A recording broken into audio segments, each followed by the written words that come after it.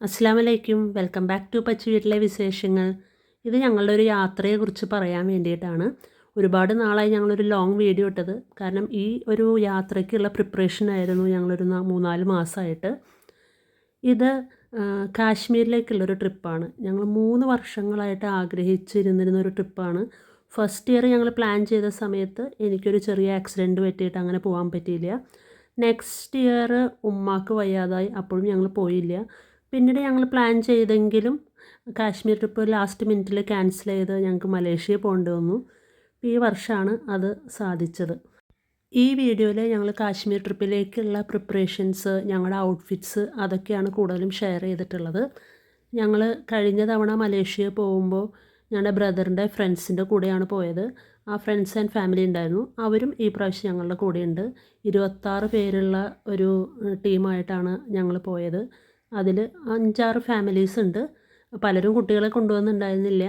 ഞാനും പിന്നെ ബ്രദറിൻ്റെ 2 ഫ്രണ്ട്സാണ് കുട്ടികളെ കൊണ്ടുവന്നിട്ടുണ്ടായിരുന്നത്. എല്ലാവരുടെയും പേടി ഈ സീസൺ അവർക്ക് എങ്ങനെ താങ്ങാൻ പറ്റുമോ, തണുപ്പ് താങ്ങാൻ പറ്റുമോ എന്നുള്ള ടെൻഷനിലായിരുന്നു. അപ്പോൾ നമ്മൾ ഒരുപാട് വീഡിയോസ് ഈ 3 വർഷങ്ങൾ കൊണ്ട് കുറേ പേരുടെ വീഡിയോസ്, അവരുടെ കാശ്മീരിനെ കുറിച്ചൊരു വലിയ ഗവേഷണം തന്നെ നടത്തിയിട്ടാണ് നമ്മൾ ഈ ട്രിപ്പ് പ്ലാൻ ചെയ്തത്. അതുകൊണ്ട് ഔട്ട്ഫിറ്റ്സിൻ്റെ കാര്യത്തിൽ ഞങ്ങൾക്ക് ഒരു കൺഫ്യൂഷനും ഉണ്ടായിരുന്നില്ല. ഞങ്ങളെല്ലാം നേരത്തെ തന്നെ സെലക്ട് ചെയ്തിരുന്നു. പക്ഷേ ടിക്കറ്റ് റേറ്റ് ലാസ്റ്റ് മിനിറ്റിൽ ടിക്കറ്റ് റേറ്റ് വളരെ കൂടുതലായിരുന്നു. അപ്പോൾ എല്ലാവരും ശ്രദ്ധിക്കേണ്ടത്, ഇങ്ങനൊരു ആഗ്രഹമുണ്ടെങ്കിൽ ടിക്കറ്റ് നിങ്ങൾ നേരത്തെ തന്നെ എടുത്തു വയ്ക്കണം. അല്ലെങ്കിൽ അടുക്കും തോറും ഇപ്പോൾ നല്ല ടിക്കറ്റ് റേറ്റാണ്. ഈവൺ നമുക്ക് ഈ പൈസ ഉണ്ടെങ്കിൽ വെസ്റ്റേൺ കൺട്രീസ് മൊത്തം കറങ്ങി വരാം. അത്രയും പൈസയാണ് ടിക്കറ്റിന് വേണ്ടി വരുന്നത്. ഞങ്ങളും ബ്രദറിൻ്റെ ഫാമിലിയും കൊച്ചി ടു ഡൽഹി, ഡൽഹി ടു ശ്രീനഗർ ആയിരുന്നു. ബാക്കി എല്ലാവരും കൊച്ചി ടു ബാംഗ്ലൂർ, ബാംഗ്ലൂർ ടു ശ്രീനഗർ ആയിരുന്നു. ഞങ്ങൾക്ക് ഉള്ള ഫ്ലൈറ്റിൻ്റെ ടൈം 9:20, അവരുടെ ഫ്ലൈറ്റ് ടൈം 9:45 ആയിരുന്നു. അപ്പോൾ 2 പേർക്കും ഒരുമിച്ച് പോകാമെന്നുള്ള ഇതിൽ ഞങ്ങളൊരു ടൂറിസ്റ്റ് ബസ് വിളിച്ച് രാവിലെ 5 മണിക്ക് സ്റ്റാർട്ട് ചെയ്തു. വഴിയിൽ നിന്നാണ് ഞങ്ങൾ ബ്രേക്ക്ഫാസ്റ്റ് കഴിച്ചത്. അങ്ങനെ ഞങ്ങൾ കൊച്ചിയിൽ നിന്നും ഡൽഹിയിലേക്ക് ഫ്ലൈറ്റ് കയറി. അവർ അവിടെ നിന്നൊരു 10-20 മിനിറ്റ് കഴിയുമ്പോഴേക്കും അവരുടെ ബോർഡിംഗ് ആയി. അങ്ങനെ ഞങ്ങൾ ഡൽഹിയിൽ 2 മണിക്കൂറായിരുന്നു ലേ ഓവർ. അത് ജസ്റ്റ് ഫുഡ് കഴിച്ച് അവിടെ ഒന്നിരിക്കുമ്പോഴേക്കും ആ ടൈമായി. അങ്ങനെ ഞങ്ങൾ ഫ്ലൈറ്റിൽ കയറുമ്പോഴൊക്കെ ഞങ്ങൾ ഭയങ്കര എക്സൈറ്റഡ് ആയിരുന്നു. കാരണം ഞങ്ങളുടെ ഒരു ഡ്രീം ഫുൾഫിൽ ചെയ്യാനായിട്ട് ഉള്ള യാത്രയാണല്ലോ. അങ്ങനെ നമ്മൾ കുറച്ച് ദൂരം എത്തിയപ്പോൾ ഫ്ലൈറ്റിൽ അനൗൺസ്മെൻ്റ് ഉണ്ടായിരുന്നു, എല്ലാവരും വിൻഡോ ഷീൽഡ് മാറ്റി പുറത്തോട്ട് നോക്കാൻ. അപ്പോൾ നമുക്ക് ആ സ്നോ കംപ്ലീറ്റ്ലി സ്നോ ആയിട്ട് കവർ ചെയ്തിട്ടുള്ള ഹിമാലയൻ റേഞ്ചസ് കാണാൻ പറ്റും.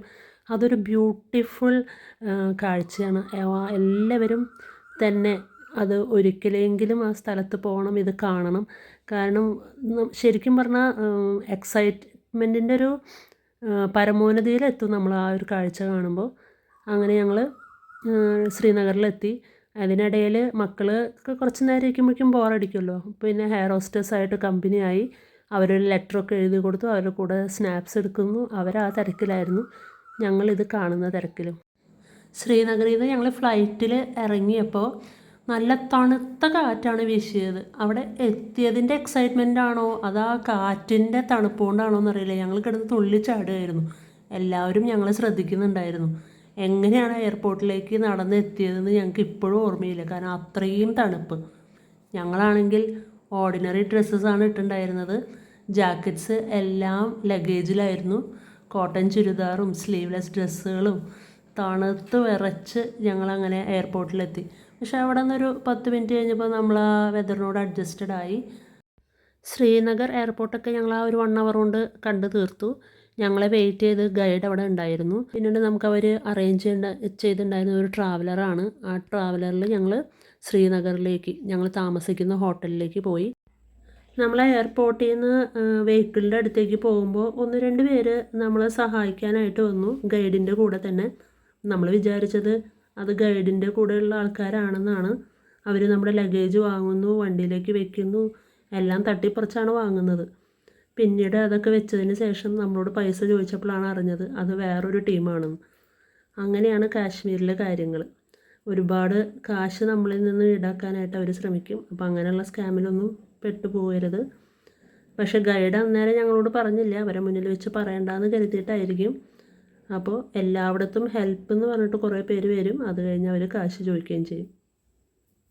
ശ്രീനഗർ എയർപോർട്ടിൽ വീഡിയോ റെക്കോർഡിംഗ് പോസിബിൾ അല്ല, അതിന് ഒരുപാട് റെസ്ട്രിക്ഷൻസ് ഉണ്ട്. ഞങ്ങൾക്കതറിയാതെ ഞങ്ങൾ ഒരു വീഡിയോ എടുക്കാൻ തുടങ്ങിയപ്പോഴേക്കും എന്ന് പറഞ്ഞു അത് അലൗഡ് അല്ല എന്ന്.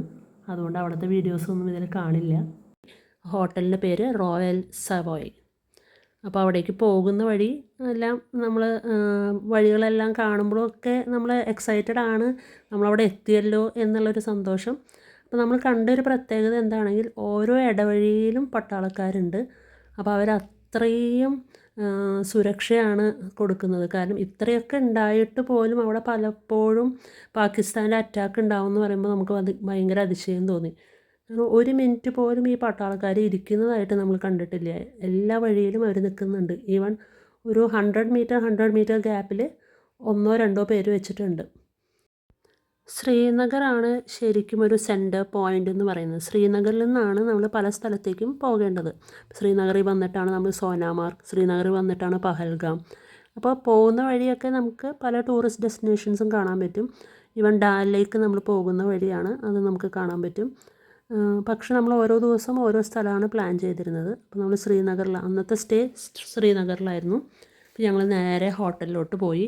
അന്ന് സിറ്റി ടൂർ പ്ലാൻ ചെയ്തിട്ടുണ്ടായിരുന്നെങ്കിലും രാവിലെ തൊട്ടുള്ള യാത്രയും വിശപ്പും എല്ലാം കൂടെ എല്ലാവരും ടയേർഡായിരുന്നു. അപ്പോൾ ഫുഡ് കഴിച്ച് അന്നങ്ങനെ റെസ്റ്റ് എടുക്കുകയാണ് ചെയ്തത്.